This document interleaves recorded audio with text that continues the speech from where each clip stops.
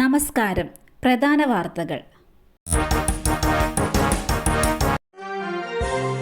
മാലാ പാർവതിക്കെതിരെ WCC. നടി മാലാ പാർവതിക്കെതിരെ WCC. മാലാ പാർവതിയുടെ ഹർജിയിൽ നോട്ടീസ് അയക്കുന്നതിനെ എതിർത്ത് WCC രംഗത്തെത്തി. സുപ്രീം കോടതിയിൽ നടി നൽകിയ ഹർജി അപ്രസക്തമാണെന്നും WCC ചൂണ്ടിക്കാട്ടി. ഹർജിയിൽ കക്ഷി ചേരാൻ സംഘടന അപേക്ഷ നൽകി. ഹേമ കമ്മിറ്റിക്ക് മുമ്പാകെ ഹാജരായി മൊഴി നൽകിയ നടി സുപ്രീം കോടതിയെ സമീപിച്ചിരിക്കുകയാണ്. ഹേമ കമ്മിറ്റിയോട് സംസാരിച്ചതിന്റെ അടിസ്ഥാനത്തിൽ പോലീസ് സ്വീകരിക്കുന്ന തുടർ നടപടിക്കെതിരെയാണ് നടിയുടെ ഹർജി. തങ്ങൾക്കുണ്ടായ ദുരനുഭവമാണ് മൊഴിയായി നൽകിയത്. മറ്റുള്ളവർക്കുണ്ടായ കേട്ടറിവുകളും പറഞ്ഞിരുന്നു. കേസിന് താൽപ്പര്യമില്ലെന്ന് അന്നേ പറഞ്ഞതാണ്. റിപ്പോർട്ടിൽ പേര് പോലും വരരുതെന്ന് ആവശ്യപ്പെട്ടിരുന്നുവെന്നും മാലാ പാർവതി ഹർജിയിൽ പറഞ്ഞു. അടച്ചിട്ട വീട്ടിൽ വൻ മോഷണം. 65 പവൻ സ്വർണവും പണവും നഷ്ടപ്പെട്ടതായി പരാതി. പാലക്കാട് ഷൊർണൂറിൽ വൻ മോഷണം. തൃങ്ങാലിയിൽ മൂച്ചിക്കൽ ബാലകൃഷ്ണന്റെ വീട്ടിലാണ് മോഷണം നടന്നത്. 65 പവൻ സ്വർണവും 1 ലക്ഷം രൂപയും റാഡോ വാച്ചും മോഷണം പോയതായാണ് പരാതി. അടച്ചിട്ട വീട്ടിലായിരുന്നു മോഷണം. ബാലകൃഷ്ണൻ ഇന്നലെ രാത്രി വീട് പൂട്ടി കവളപ്പാറയിലുള്ള മകളുടെ വീട്ടിൽ പോയിരുന്നു. ഈ സമയത്താണ് മോഷണം നടന്നത്. ഒറ്റപ്പാലം പോലീസും വിരലടയാള വിദഗ്ധരും സ്ഥലത്തെത്തി പരിശോധന നടത്തി.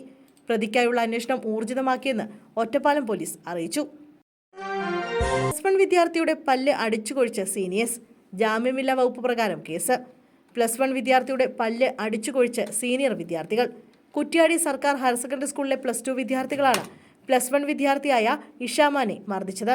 സംഭവത്തിൽ 12 വിദ്യാർത്ഥികൾക്കെതിരെ പോലീസ് ജാമ്യമില്ലാ വകുപ്പുകൾ പ്രകാരം കേസെടുത്തു. പരിക്കേറ്റ ഇഷാമിനെ കോഴിക്കോട് മെഡിക്കൽ കോളേജ് ആശുപത്രിയിൽ പ്രവേശിപ്പിച്ചു. കുന്നുമ്മൽ ഉപജില്ലാ സ്കൂൾ കലോത്സവത്തിലെ കോൽക്കളിയിൽ മത്സരിച്ച +1 വിദ്യാർത്ഥികൾ അവരുടെ വീഡിയോ ഇൻസ്റ്റഗ്രാമിൽ റീലായി പോസ്റ്റ് ചെയ്തതാണ് മർദ്ദിക്കാൻ ഇടയാക്കിയത്. ജൂനിയർ വിദ്യാർത്ഥികൾ അവരുടെ അക്കൗണ്ടിൽ പോസ്റ്റ് ചെയ്ത റീലിന് കാഴ്ചക്കാർ കൂടിയതോടെ ഇത് പിൻവലിക്കാൻ സീനിയർ വിദ്യാർത്ഥികൾ ആവശ്യപ്പെട്ടെങ്കിലും ജൂനിയേഴ്സ് തയ്യാറായില്ല. ഇതാണ് തർക്കത്തിന് കാരണം. ബംഗളൂരു അപ്പാർട്ട്മെന്റിലെ കൊലപാതകം. ഒളിവിലായിരുന്ന യുവാവ് പിടിയിൽ.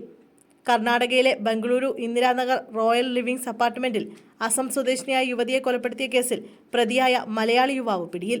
കണ്ണൂർ സ്വദേശി ആരവിനെയാണ് പോലീസ് കസ്റ്റഡിയിലെടുത്തത്.